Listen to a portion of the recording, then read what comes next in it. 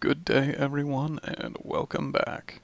I really didn't want to do 2 fat videos in a row, but the last one was not up to my standards and this one was in the recommended list. So here we are. Let me say right out of the gate that I don't think I've ever seen a TEDx video that wasn't total bullshit, and I've seen a good few of them.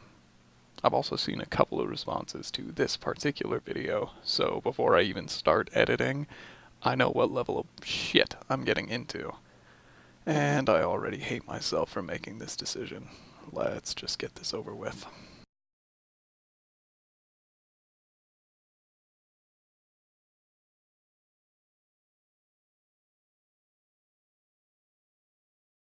Wait, is that the chick from that shit show, My Big Fat Fabulous Life, or whatever the fuck they called it? Alright, so let's figure this out. Whitney, Way, Thore. Has a positive pregnant... No, I don't give a shit about that. Ah, yep, it is her. Okay, I'm glad I figured that out.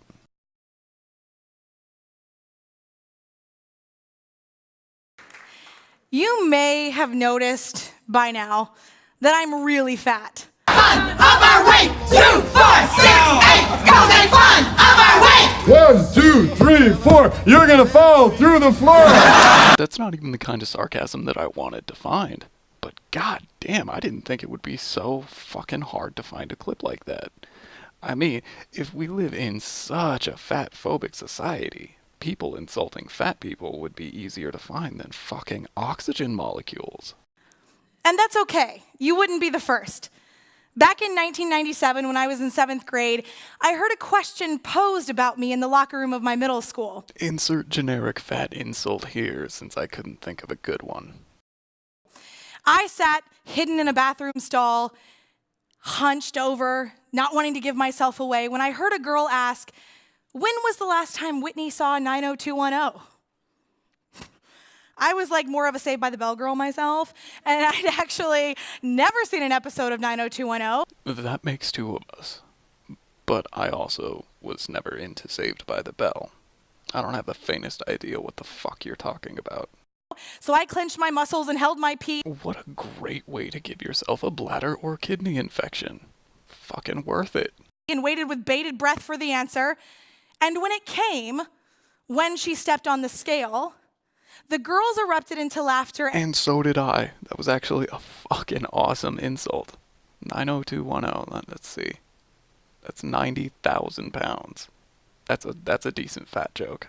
And I felt the familiar sting of embarrassment seeping into my cheeks. I'm gonna take a fucking shot in the dark and guess that this shame didn't motivate you at all to lose the weight that you were so ashamed of.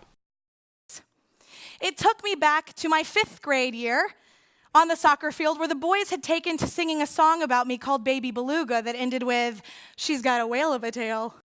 Given that whale tail is a common euphemism for riding one's panties up past their pants, I'm going to also say that these boys may have had a thing for the fat chick. You might be picturing now how fat I probably was. It's easy to conjure up a mental image of an awkward girl spilling out of her shorts, running up and down the sidelines like, "Hey, I'm open!" Oh god, no. Fuck you, Whitney, for putting that image in my head.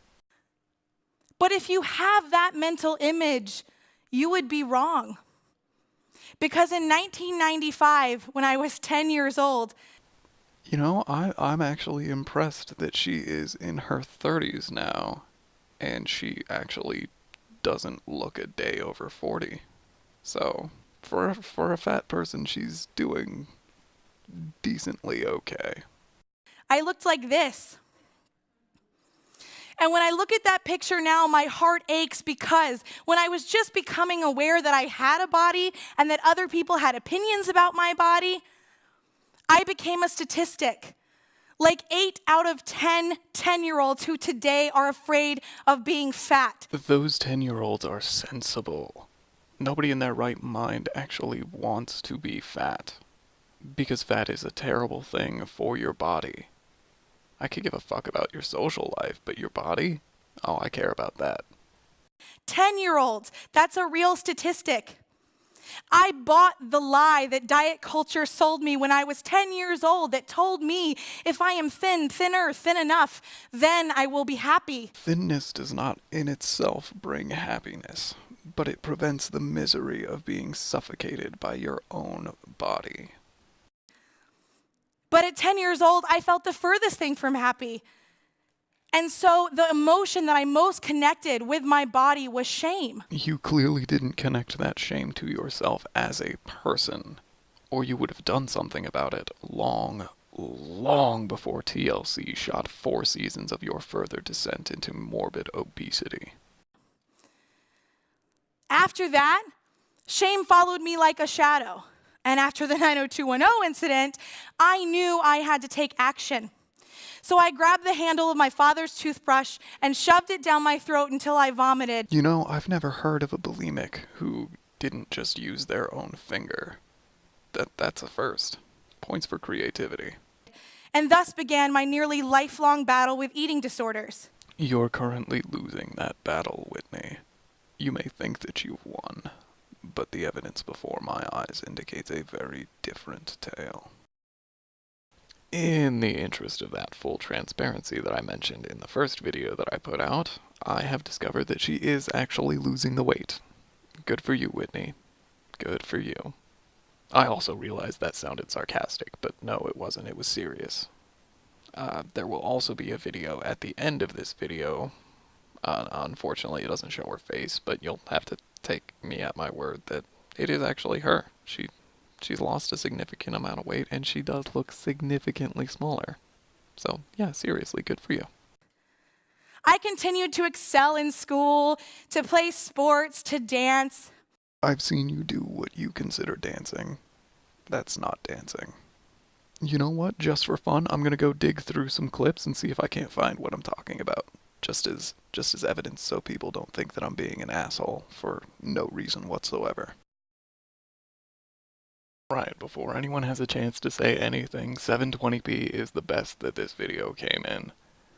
Now, what I want you to do is pay attention to Whitney, the one in the middle, compared to the man on the right, because the other woman in the video chose some attire that hides her actual body movements a little too much.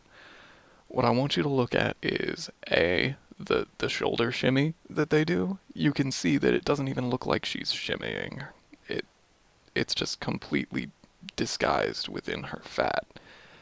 And then look at the way that she steps compared to the way that both of them step. You'll note that she doesn't take quite the strides that they do. Her legs stay fairly close to the ground. Guess why? Because they're heavier.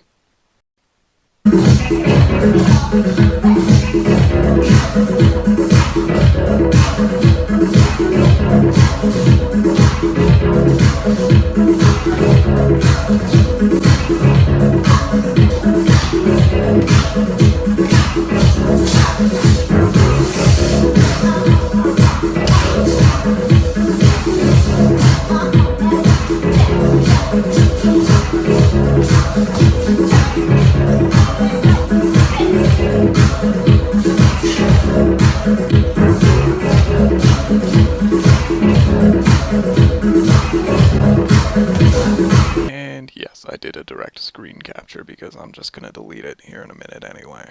I don't need a great file, it's just to illustrate the point. Shame and I won lots of awards and trophies. Sometimes Shame was like a really overbearing adult begging for a piggyback ride. Oh, I cannot believe that you said that. I actually found a video while I was searching for that last one of you giving an adult grown man several piggyback rides. You know, I'm gonna go capture that too. I will be right back. Come back here!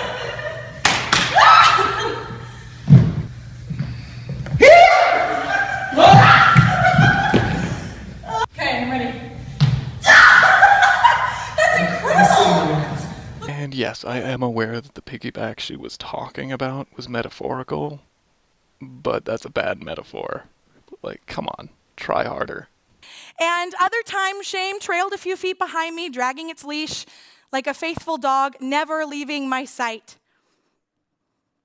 By the time I was 18 years old in 2002 and becoming a young woman, shame had solidified itself as my most faithful friend. You obviously need better friends. It accompanied me to every dance performance, to every soccer tournament. It was even there in the bathroom with me at my prom as I hunched over a toilet and threw up my dinner just minutes before being crowned prom princess. No, I won't claim to be an expert on this, seeing as how I never went to any of the proms while I was still in high school. But I'm pretty sure it's traditionally prom queen. You got ripped off. When I moved to college that fall, I brought shame along into my dorm room, and I noticed that my body was changing. By the time I went home for Christmas break, I'd gained 50 pounds. And I'm thinking, like, okay, I'm an overachiever, so clearly the freshman 15 is just not enough. That was a good joke. I'll chalk that up as a win for Whitney. I was getting mysterious bruises all over my body, and I was like, why am I bumping into doorways and furniture? When did I get so clumsy? But then I realized I wasn't clumsy. My body was expanding so quickly that I had lost all kinesthetic awareness of it. I agree as well. Shallow and pedantic. Sorry, everyone, that's a knee-jerk reaction. I do it anytime anyone uses a big word. My body literally didn't know how to fit in its physical space anymore, and similarly, I didn't know where I fit in the world. To say that my weight gain was difficult would be an understatement. Difficult? Bitch, you did it without even trying. I've been trying for over a year to gain 10 pounds. I'm fucking jealous. By the time the second semester was finished, I'd gained nearly 100 pounds. Not that jealous anymore. And there was the sympathy from like the pretty girls who asked me if I'd like ever had a boyfriend. And then there was that one frat boy who had taken me on a dinner date in August. Granted, it was to Ruby Tuesday, but it was a dinner date. I'm from an area where we don't have Ruby Tuesdays, so I'm just gonna take it on good faith that that's actually supposed to be a joke. And when he saw me in March, he looked right through me like I didn't even exist. It was like I'd been forced into some social experiment against my will to put on a fat suit and parade about in public. Against your will. Well, it is your exact lack of willpower that led to this exact situation. You have no one to blame but yourself. The differences in the way that people treated average Whitney and fat Whitney were striking. Suddenly, I was assumed to be lazy, desperate, sloppy, stupid. Now, while there is a correlation between being overweight or obese and having a low IQ, that is certainly a rude thing to assume about someone. We can't for sure say which way the correlation works at this point. Does being fat make one stupid? Or does being stupid make one more prone to overeating and therefore eventually fat? We just don't have the data at this point to give a hard answer. And with every single pound that I gained, my self-worth continued to shrink further and further. So I became a different person after that. I quit my dance classes. I'm sure your knees thanked you for that. As I mentioned in the last fat video that I did, being overweight is absolute hell for your joints. I failed a lot of my academic classes, and in a world where it felt like being a fat woman was the biggest taboo. You know, I wanted to disagree with fat being taboo, but I am aware of how much hate there is in the world for fat people. This is not to say that the malice is without warrant, but it is there. However, there is more taboo for a man who is fat. I've seen it firsthand. And as much as healthy at every size activists like yourself want to rail against losing weight, I've seen fat men get straight up furious when someone suggests that they should lose weight. Honey, even in the oppression Olympics, men got women beat. I didn't have anyone to talk to. Sure, there were times where I pulled myself up by the bootstraps and I said, I'm going to go to the gym or I'm going to venture out to this party. But there was always a whisper, a dirty look, an insult to remind me why I didn't deserve to be in those spaces. If whispers, dirty looks, or insults are all it takes to convince you that you have no right to be somewhere, You really need to take a hard look at yourself and figure out two things. One, why someone would be doing those things in the first place. Obviously, you were aware of the reason, so you got step one down without even trying to. Two, why you would allow someone else's pettiness to strike so deep at who you are as a person. I'm not convinced at this point that you know what that reason is, and I'm not qualified, nor do I have enough information to figure that one out. So I would come back home to my apartment to the only friend that had never deserted me, shame. You know what? Now seems like a good enough time to posit that shame does not abandon you. You leave shame behind as you strive to make yourself a better, stronger person. We would stay up late into the night commiserating, getting drunk to numb our pain. I'd order takeout for us both and do anything to avoid going out in a world that didn't want me. To be fat, Whitney, the world does not want you to be fat. We all understand that fat is bad for you. We really do want what's best for you. And of course, all the things that I had done to cope only compounded the problem, and I continued gaining weight. Because you didn't fully embrace or understand the core principle behind gaining or losing weight, Whitney. It's thermodynamics. You don't simply materialize matter out of thin air because of the relatively common condition that you used to love to flaunt around for all the mileage you could get out of it. PCOS does not make you immune to the simple law of calories in, calories out. All of the weight that you gained came from what you ate, and all of it can be attributed to you, not your ovaries. In 2005, I weighed 280 pounds, and my nurse practitioner swiveled her stool from in between my legs in the stirrups, checking her chart and announcing a little too cheerfully that she thought I had PCOS. God damn it, there I go, pausing and ranting just a little bit too soon. Whatever, copy-paste the rant if you want to, I'm not doing it again. Well, my mind started reeling because I did not remember learning about this STD in my 7th grade sex ed class. But the more I learned as I pored over the brochures and the pamphlets, PCOS wasn't an STD. It was a syndrome, a grouping of symptoms with no cure that affects 1 out of every 10 women in America and is the leading cause of infertility. Well, for everything that I do know about a purely female problem, that is news to me. Due to the frequency of misinformation about PCOS, typically from larger women, I'm going to need to look this one up. Alright, so take 1, I don't know what I'm looking for. Let's just type in PCOS, infertility. PCOS, polycystic ovarian syndrome, is found in around 70% of women who have ovulation difficulties leading to fertility. Oh shit, she was right. Okay, well, good news, she wasn't lying. PCOS does cause fertility problems. Well, I learned something, and I hope you did too. Let's carry on.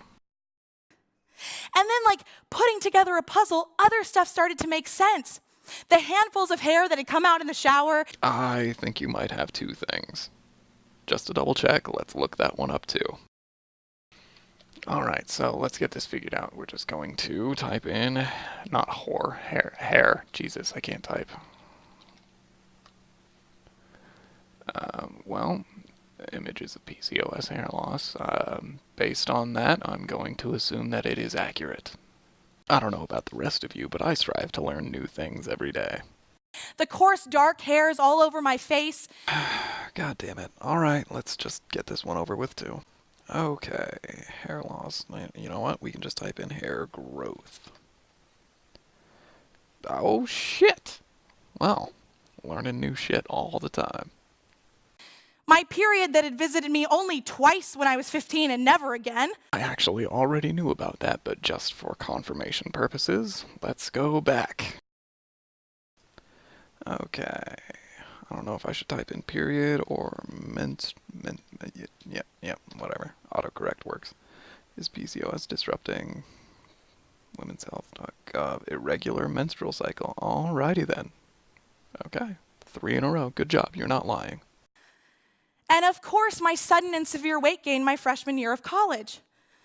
I didn't have an explanation for it then, but I had an explanation for it now. I was insulin resistant. So would life with PCOS make it impossible to lose weight? Nothing makes it impossible to lose weight, Whitney. Again, thermodynamics dictates that your body will use the energy stored in fat cells to survive.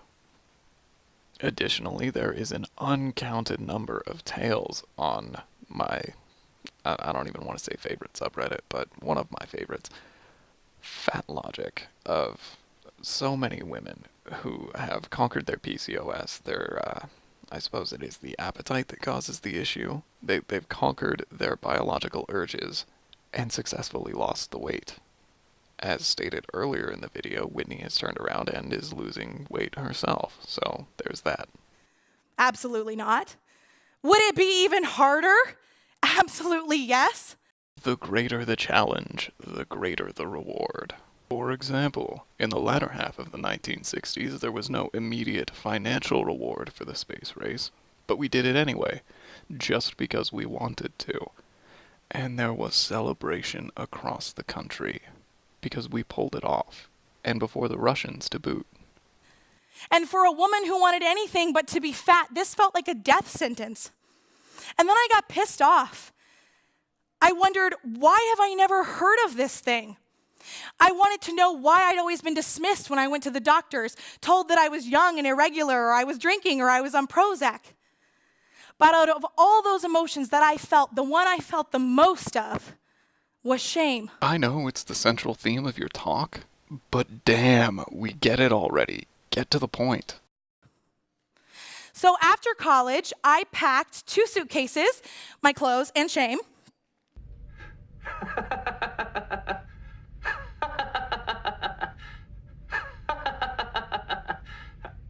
And I set off for Korea to teach English. I got promotion after promotion, and I traveled the world. Shame and I made it all the way to the top of the Great Wall of China. We ate sushi together in Tokyo. We vacationed in Malaysia and Vietnam. We even sunbathed in Bali. But all of these experiences that should have been so wonderful were tinged with that disgusting, insidious shame that sucked the life and the color out of my memories and left me nothing but black and white. And a never-ending wish to be thin so that I could really start my life. A word to the wise. Waiting to start your life is a waste of time. I sat on this channel for a good 6 months before I started doing anything with it, and I regret all the wasted time. I could already be popular and raking in that sweet ad revenue. Sarcasm because most people can't tell. But instead, I have to push out videos in a hurry to catch up on all the wasted time. If I could go back a few years, I would slap myself across the face and tell myself that I can do it. That I do have what it takes to do what I really want to do. And you know what? You do too, dear viewer. You can do it all if only you step out of your comfort zone long enough to try. Now, living abroad wasn't all bad. I had some of the best experiences there. But the discrimination I faced was so much more overt than anything I'd had at home. Because the rest of the world is well behind the States in our worldwide obesity epidemic. They are not accustomed to someone as large as Whitney when this was filmed. Call it a culture shock. I got laughed at, pointed at, and called a pig every single day in the street, in the store, in the nightclub. I'll never forget the first time I got in a taxi and the driver snorted at me for every mile until we reached our destination. Then there was the guy that swerved his bicycle dangerously close to where I was walking on the street, stopped pedaling, looked at me, said, "Pig," and then spit.